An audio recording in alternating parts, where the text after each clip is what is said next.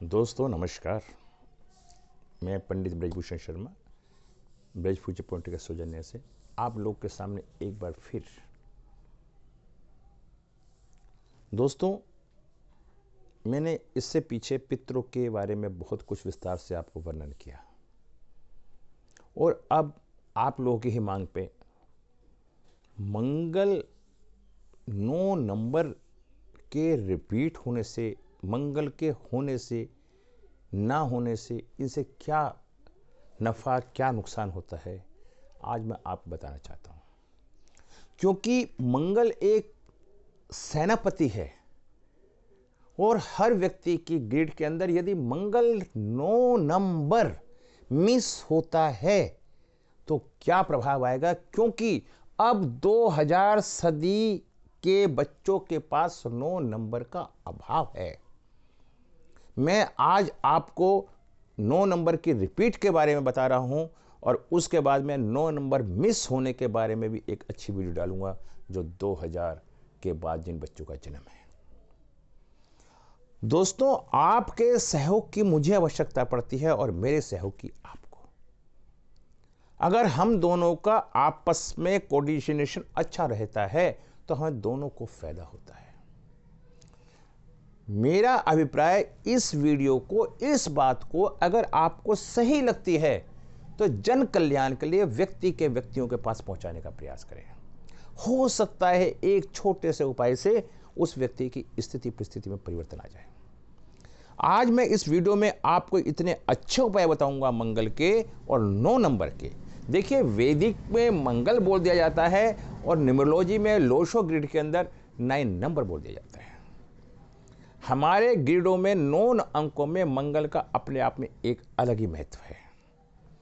आज मैं आपको विस्तार से उसके बारे में आपको बताने जा रहा हूं। दोस्तों, इससे पहले मैं आपसे बताना चाहता हूं कि मैं लोशो ग्रिड की क्लास से भी लेता हूं और आप यदि चाहते हैं तो आप मेरी क्लास में प्रवेश ले सकते हैं।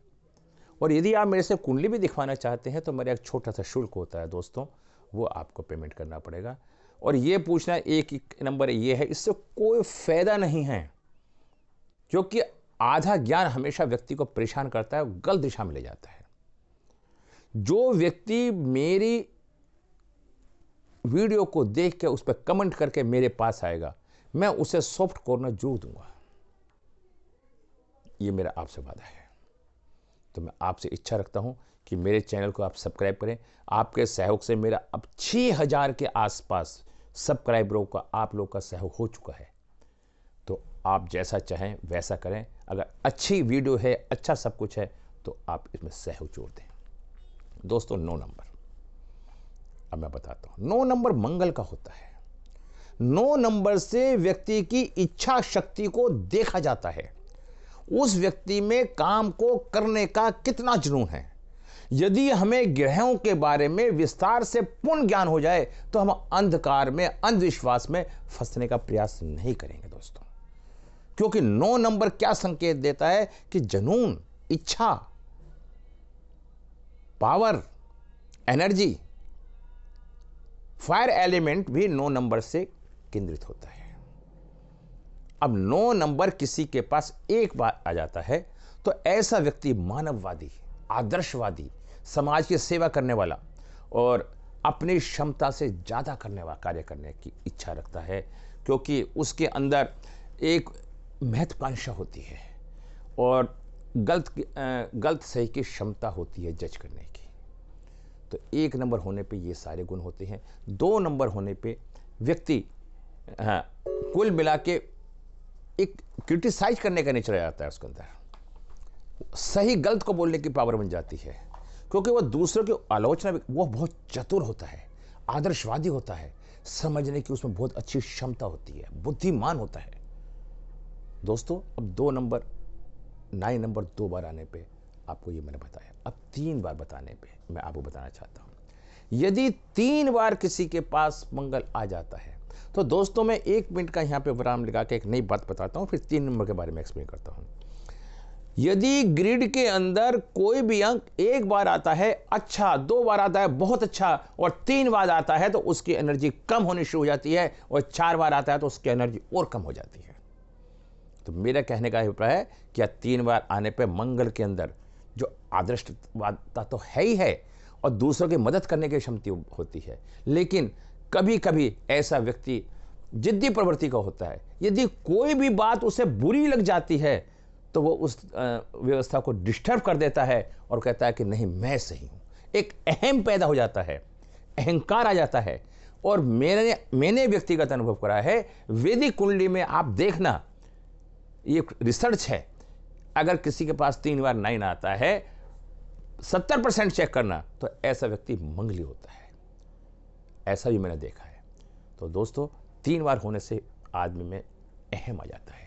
तो अब मैं आपको बताना चाहता हूं, यदि 4 बार मंगल आ जाता है, दोस्तों 4 बार मंगल आ जाता है तो ऐसा व्यक्ति बहुत बुद्धिमान होता है, बहुत पावरफुल होता है, बहुत ताकतवर होता है और बहुत मदद करने की इच्छा रखता है, लेकिन और सामाजिक भी होता है, आध्यात्मिक भी होता है।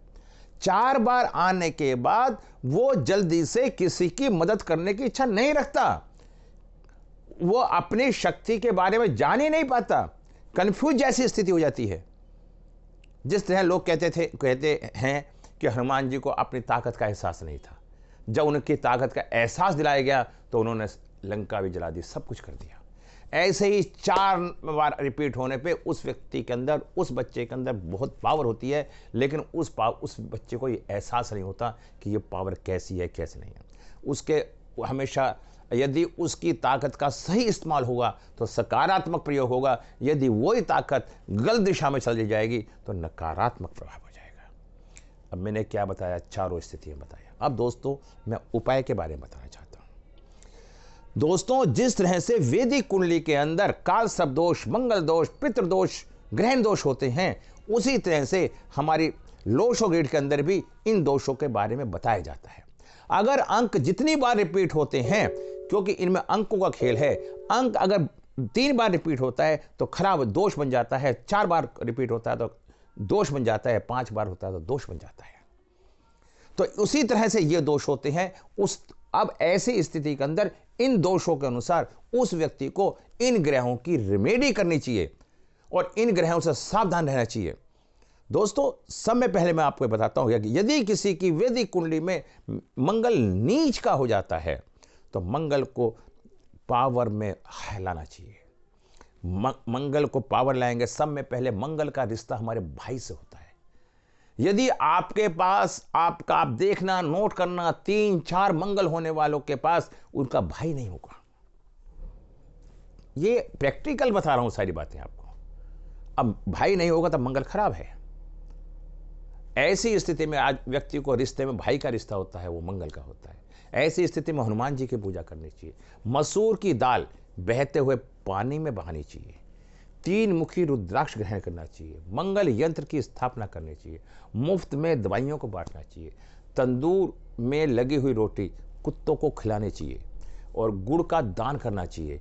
मीठी वस्तु का दान करना चाहिए और पान में कत्था जो लगता है, पान का दान भी कर सकते हैं। मंगल और बुध क्रिएट होता है, लेकिन कत्थे का दान करना चाहिए। और हमें सुंदरकांड का पाठ करना चाहिए।